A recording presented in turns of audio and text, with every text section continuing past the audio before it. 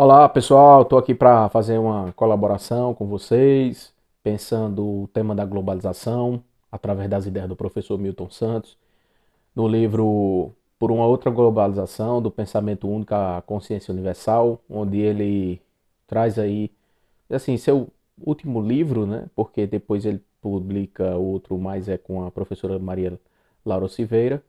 Então, de forma individual, sua última publicação publicada aí nos anos 2000, Milton, de certa maneira, querendo atingir um público maior, quando ele pensa em trazer um livro mais leve, sem perder o rigor, sem perder a sua erudição, mas um livro que, de certa forma, não vem com aquele academic, academicismo muito forte, né? Quando ele não traz uma referência bibliográfica no final, e ele diz isso, inclusive, na própria introdução do livro.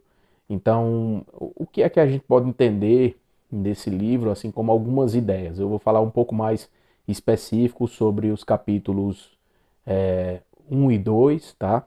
O Milton, ele está pensando aí que a gente pode ver, de certa forma, a globalização sobre três aspectos. A globalização como fábula, como um encantamento, olhar só suas vantagens, suas benesses, vamos dizer assim, que é a ideia de que a globalização como fábula é aquela globalização dos atores hegemônicos, a globalização da mídia, como os grandes meios de comunicação nos fazem ver a globalização enquanto fábula, enquanto encantamento. A gente teria aí uma segunda forma de entender a globalização como fábrica de perversidade, que é onde ele diz que é a globalização tal como ela é, mostrando a desigualdade, mostrando que a gente teve aí diversos problemas, inclusive crise ambiental, o aumento do desemprego, e a globalização como ela pode ser, pensando na globalização uma outra perspectiva que a gente possa trazer, inclusive valores humanos para a tona, né, da conversa, porque o que de certa forma se universalizou foi a técnica e ele vê que houve um avanço da técnica, no entanto é preciso aí a chamada mutação filosófica, que a sociedade ela possa se unir em torno de alguns valores. Essa é uma perspectiva e logo de cara ele vai colocar que entende, né, que o mundo ele está sendo produzido de forma confusa e confusamente percebido. E esse paradoxo aí, ele é de certa forma produzido pela forma como o mundo está sendo produzido. Esse emaranhado de objetos, a gente vive a era dos objetos, os objetos condicionando nossa vida e cada vez mais a gente vivendo de certa maneira uma crise, porque esses objetos eles perdem vida muito rápido e com isso também a gente vai perdendo aí a ideia de um tempo mais longo, né? A ideia de uma narrativa, de uma coerência e vivendo cada vez mais um mundo fragmentado, vamos dizer assim. Então, trazendo um pouco mais de detalhes sobre essas questões da globalização como encantamento, quanto fábula, né? A gente tem que, de certa forma, nas palavras do professor Milton, romper com algumas falácias. O que seriam essas falácias, né? Vamos dizer assim, as mentiras, né? Se a globalização, como nos fazem ver, é enquanto fábula, então tem algumas falácias. A gente precisa desmistificar isso. Uma delas é a ideia do encurtamento das distâncias. Por quê? Porque o avanço da técnica, da revolução dos transportes, por exemplo, possibilitou um encurtamento das distâncias. Agora, no entanto, quando a gente problematiza isso, a gente considera que esse encurtamento foi para uma classe que tem usufruto desse avanço, né, das redes urbanas, o poder aquisitivo para sair de um país e ir para outro. Então, houve realmente um encurtamento do tempo de uma viagem. No caso, antigamente, Brasil e Europa era dias e dias, chegava a meses navegando em alto mar, enquanto hoje de avião, algumas horas é possível chegar na Europa. Agora, no entanto, quantos? A gente tem uma população de milhões de brasileiros, quantos tem condição de fazer esse usufruto, né, desse tipo de avanço? Então, essa ideia de encurtamento das distâncias, para quem? Tá? É importante a gente qualificar isso. Outra falácia que ele vai colocar é a ideia de homogeneização do mundo. Então, está dizendo que o mundo, por um lado, está ficando homogêneo. A gente tem aí a cultura do fast food, a gente tem o jeans, a gente tem os grandes filmes, né? Quando vai inaugurar filmes nas salas de cinema, seja nos Estados Unidos, em São Paulo, em Juazeiro do Norte, alguma cidade em BH, são os mesmos filmes, há uma certa padronização de gostos, estilos e modos de viver. No entanto, aquele que está colocando como falácia da homogeneização do mundo, a forma como eu entendo é que existe uma maneira como a sociedade local se apropria desses vetores da globalização, vamos dizer assim. Então, é uma cultura que existe local, é o que ele vai dizer também que existe uma certa rugosidade, as heranças do passado em dada cultura e que a forma como essas pessoas vão receber esses novos vetores da inovação tecnológica vai ser diferente. E o próprio usufruto dessa tecnologia. A forma como os atores vão usar a tecnologia vai ser diferente de uma cidade, de quem está mais inserido em determinado tipo de segmento ou não.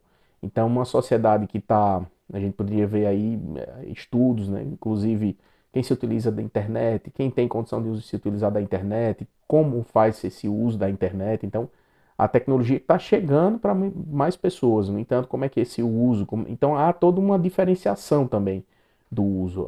As próprias, digamos, os avanços, né, vamos dizer assim, de alimentação, algumas coisas assim, que a gente vê que há uma apropriação da cultura local em recriar e fazer a seu modo, dar a sua cara, vamos dizer assim, na, naqueles fenômenos que vêm de longe. É o caso do sushi, o caso do açaí, e isso é uma coisa a se considerar. As próprias leis internas também são fatores que vão diferenciar a forma como a gente, de certa forma, se apropria dessas técnicas que tendem a ser universais, né, de certa forma.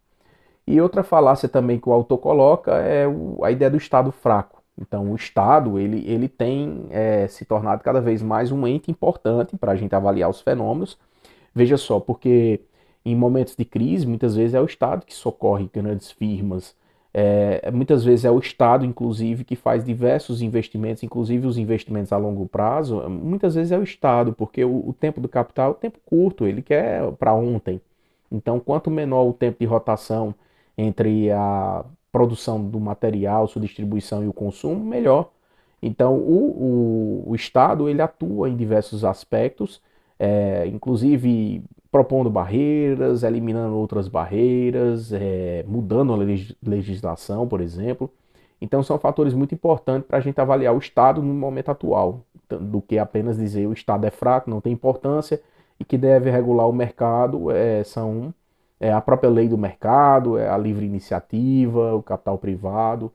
E o Estado ele continua, pelo contrário, continua tendo importância, muita importância.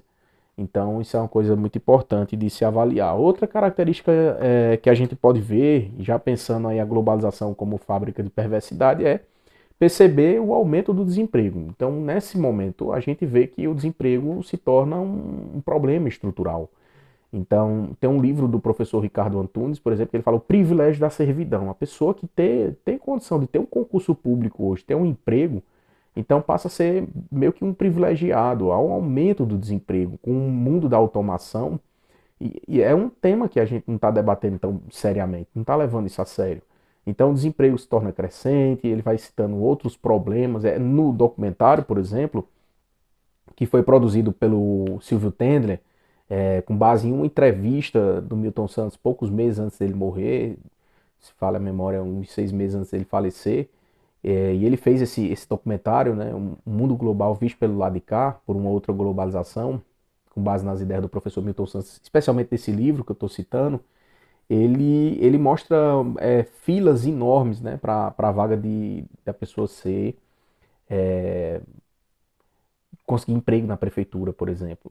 Então, a gente tem aí a luta, né, para essa sobrevivência. E aí, uma fala do David Harvey que eu acho muito interessante, né? Tem os empregos, mas também muitos desses empregos com qualidade duvidosa. A pessoa no trabalho, ela não se realiza. Isso aí, então, é um tema muito importante para a gente pensar, fazer reflexões sobre essa questão. Outra identificação que o autor faz é que as classes médias elas tendem a perder em qualidade de vida. Então, o que a gente tem visto é que os salários médios tendem a baixar, o poder de compra cada vez menor, e, por outro lado, também a gente vai ter aí, de certa forma, paralelamente, a gente vai ter o aumento da fome, de certa forma, o desabrigo, vão se generalizando em todos os continentes. Então, esse é algumas identificações da ideia de que a globalização como perversidade. Porque ao lado, por exemplo, do avanço tecnocientífico, a gente ainda tem um significativo número de mortes de crianças prematuras e a mortalidade infantil ainda de certa forma permanece. A educação de qualidade ela vai sendo cada vez mais inacessível, o que ele vai dizer, por exemplo, é que aumenta o número de letrados, mas o número de pessoas cultas diminui. Então a gente tem aí, de certa maneira, também a identificação do aprofundamento dos males, que ele vai até citar, né? Males espirituais, males morais, como o egoísmo, o cinismo, a corrupção, porque a gente está saindo do momento da competição para entrar no momento da competitividade.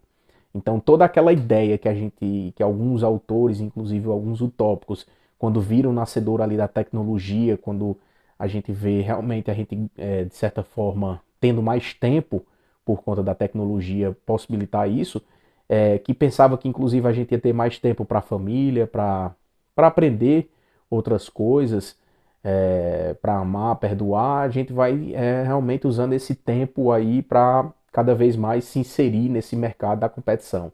Então, às vezes a gente está fazendo uma coisa valiosa, isso aconteceu comigo, e é a sensação de estar perdendo tempo, porque não está se especializando, não está aprendendo inglês, outra língua, e com isso está, de certa forma, sendo menos valioso no mercado de trabalho, menos competitivo. Então, isso é uma coisa que é importante a gente destacar também. Na outra esfera, né, por outro lado, o que Milton coloca é que se as pessoas forem ler o início do livro, vai ver um Milton pessimista. E se for ver o final do livro, vai ver um Milton mais otimista. Por outro lado, ele percebe que essa questão da sociodiversidade, na ideia de uma outra globalização, ele vai identificar aí, vamos dizer assim, que a gente tem uma transformação material que nos possibilita uma mudança, por conta dessa questão da própria técnica. No entanto, há necessidade de uma mutação filosófica, da mudança na concepção mental das pessoas também. E aí ele diz, né, que hoje uma grande riqueza seria a sociodiversidade. Você tem no núcleo urbano, por exemplo, como cidades globais como Nova York, Tóquio, a gente pode até citar também no caso de São Paulo, são pessoas de diversas origens, de diversos gostos, diversos entendimentos de realidade, que isso possibilita realmente uma mudança, vamos dizer assim, uma possibilidade de a gente poder aprender mais, porque aprende com diferente, é com diferente que a gente aprende, de certa forma. A existência dessa universalidade empírica, então a gente tem hoje a possibilidade, por conta dos objetos, a criação de uma linguagem universal, de certa maneira, e isso há a possibilidade de aí, quem sabe, também de universalizar outros valores. E a gente pensar agora, dentro dessa questão da produção da globalização, a gente pensar a ideia de que a gente não pode falar da globalização fora do capitalismo. Então, para Milton Santos, por exemplo, a globalização é o ápice do processo de internacionalização do mundo capitalista. Então, o próprio David Harvey diz, a globalização é um nome mais bonito do que imperialismo. A globalização tem outro nome, é o desenvolvimento geográfico desigual do próprio capital. O Antony Giddens e Boaventura Souza Santos vão falar coisas semelhantes também. O que seria globalização? É locais distantes influenciando outros locais, para que esses outros locais vivam ao sabor desses locais distantes. Então, a esfera do poder é um tema que deve ser debatido em torno disso, e, e a apropriação das próprias técnicas. O Milton Santos diz que para avaliar o período da globalização é importante, por exemplo, duas coisas, o estado das técnicas e o estado da política, visto de forma indissociável. Aí, dentro desse, logo no início do livro, ele traz 5 características para a gente pensar esse período da globalização. No caso, a unicidade da técnica, a convergência dos momentos, o motor único, a cognoscibilidade do planeta e a identificação de que esse período é também uma crise, é um período e uma crise. Quando ele coloca a ideia de unicidade técnica, é que ele vai falar de que a técnica, quando ela atua, atua como um conjunto, como uma família, então como um sistema de objetos. A técnica para Milton Santos, ela deve ser vista de uma forma abrangente. É o que ele é uma, vamos dizer assim, é uma parte central do seu trabalho. É tanto que ele diz que a geografia seria uma espécie de filosofia das técnicas. É tanto que ele ficou conhecido como o filósofo das técnicas. Então, a gente teria essa perspectiva. Uma característica dessa, uma exemplificação da ideia de que a técnica ela atua como um conjunto, como famílias, é a gente observar o caso da informática.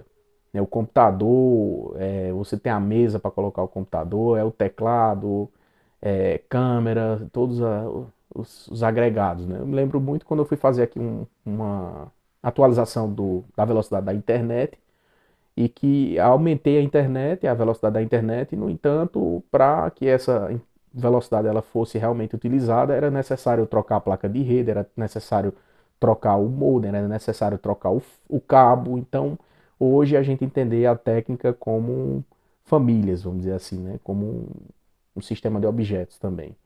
Então, não que a gente entenda a técnica apenas como um sistema de objetos, mas também como um sistema de ação. É tanto que ele diz que uma das noções fundadoras do espaço é o tempo, a técnica e a intencionalidade que são materializados nos objetos e nas ações.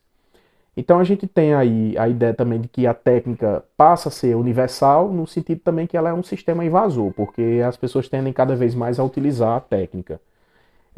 A gente tem também como uma coisa importante é colocar aí a ideia da convergência dos momentos. Então, hoje, com o avanço dessa técnica, a gente, por exemplo, antigamente, só para facilitar o exemplo, né, a ideia de convergência do momento é pessoas em locais distantes estar vivendo o mesmo momento, com o caso da Bolsa de Valores.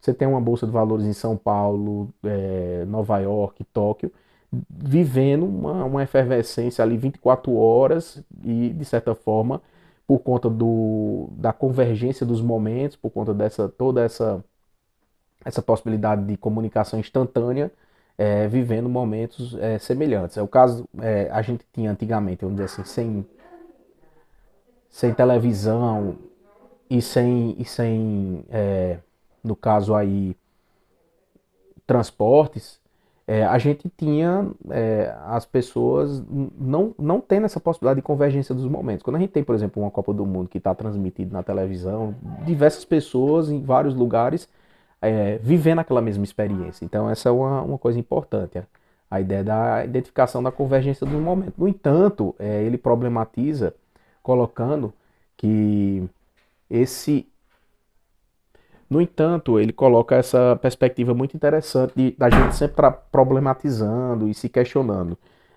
A ideia da informação instantânea, esse tempo real, essa convergência dos momentos, chega para quem?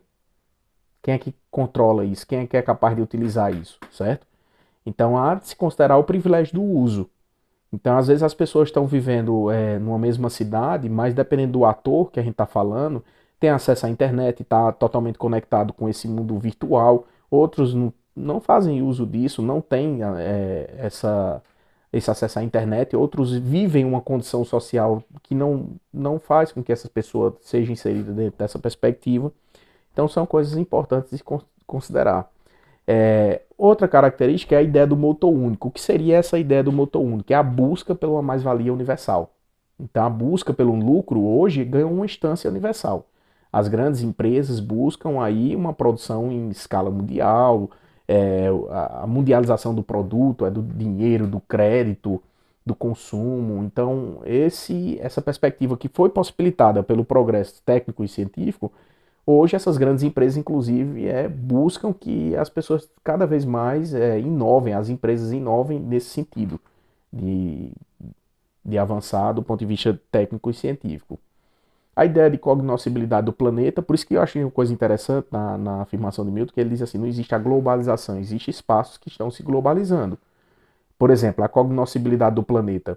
que é justamente a possibilidade de a gente conhecer um local distante por conta da própria informação, internet, programa de televisão, artigo científico que a gente pode ler, o Google Street View, que a gente pode entrar lá na cidade e passear um pouco, conhecer a Torre Eiffel, etc. É, no entanto, quem tem acesso a essa informação? Quem é que faz uso dessa informação? Então, sim, minha tia-avó no sítio já é outra cultura, já é outro ambiente, não tem esse interesse. Mas, assim, a cognoscibilidade do planeta, inclusive essa possibilidade de universalização através da técnica, eu me lembro que a graduação que eu passei, para a gente conhecer os grandes autores, Ana Fanny, Marcelo Lopes de Souza, a gente tinha que ir para as palestras, e para ter acesso às palestras tinha que ter uma bolsa ou alguma coisa que pudesse se deslocar e ter acesso a essas palestras. E depois, com ainda mais agora nesse período de pandemia, que teve o home office, o fique em casa e o aumento de lives, inclusive eventos totalmente online, a gente tem aí diversas palestras gravadas, né? Autores famosos, já intelectuais com toda uma carreira consolidada de certa maneira, a gente podendo ter acesso aí a mais de uma palestra. Então isso é um dado muito novo. Agora, claro, para as pessoas terem acesso, quem é que vai querer conhecer o Milton Santos e tal, ouvindo as ideias de Milton Santos e participando de um vídeo como esse? Tem todo um espaço que é gestado para que a pessoa possa ter esse interesse em buscar. Então, essa formação desse espaço que é uma coisa importante para a gente também recuperar, porque o Milton Santos, inclusive, até diz isso, né, que muitas vezes dessas informações mais desinforma do que informa. Então, a gente tem também que ver onde é que a gente pesquisa, né? Normalmente, eu, quando vou me informar sobre alguma coisa, eu gosto de ler artigos que foram publicados em periódicos qualificados, pessoas que fizeram pesquisa, que o próprio artigo foi submetido a um certo rigor de análise, é fruto de pesquisa, então é uma forma, não está só restrita a blog ou jornal. E agora identificando também que esse momento é também aí um momento que é um período e é uma crise. A gente tinha antigamente uma coisa mais nítida, né? Quando o capitalismo ele se dividia em crises, de certa forma, e o momento que antecedia a crise, o momento que sucedia a crise, e hoje a gente vive um período que é uma crise. Claro que também por conta desse momento de obsolescência programada, o tempo útil dos objetos diminuiu, e também alguns autores já estão fazendo a leitura de que a gente tem depois da crise de 2008 aí, especialmente, vamos dizer assim, Milton ainda não estava mais vivo, mas a gente tem alguns autores já estão falando de crise estrutural do capitalismo.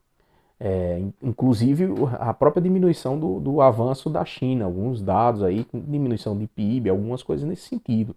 Então a gente tem aí a identificação que o próprio sistema capitalista, além de ser ele tendente à crise, ele tem se manifestado em diversos tipos de crise, como o Milton Santos até citou, né, no caso da crise moral, por exemplo.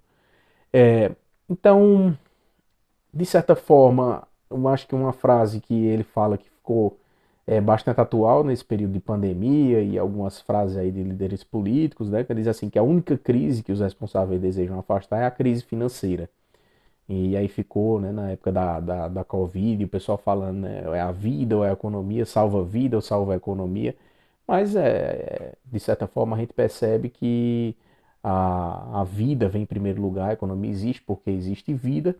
E, claro, que, de certa forma, ainda percebe a ausência de um certo poder do nosso Estado em ter uma solução para a grande sociedade, de certa forma, a grande massa para um momento de crise como a gente viveu, né? Como a gente nunca, é como se a gente não tivesse nunca se preparando para algo, né? Então é importante essas reflexões. Eu acho que tem mais coisa. Essa aqui é só uma comunicação inicial. Acho que a ideia mesmo é quando lança pergunta que a gente pode desenvolver mais e pensar mais, pensar junto também. A gente pensa melhor. Então é isso. Um grande abraço e até a próxima.